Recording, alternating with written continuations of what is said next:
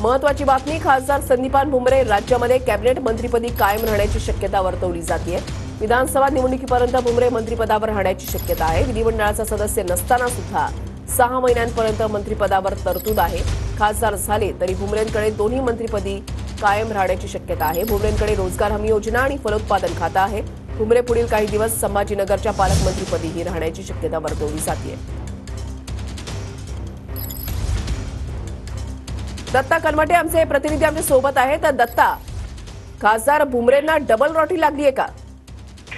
नक्कीच वृषाली, संदीपान भुमरे यांची ही double lottery म्हणावी लागेल। एकीकडे लोकसभा निवडणुकीमध्ये संदीपान भुमरे यांचा दणदणीत विजय झालेला आहे। हा विजय झाल्यानंतर संदीपान भुमरे यांच्याकडे दोन्ही मंत्रिपद राहण्याची शक्यता आहे। संदीपान भुमरे यांच्याकडे सध्या राज्यातलं रोजगार हमी योजना आणि फलोत्पादन मंत्रिपद आहे, त्याचबरोबर संभाजीनगरचं पालकमंत्रीपद सुद्धा आहे।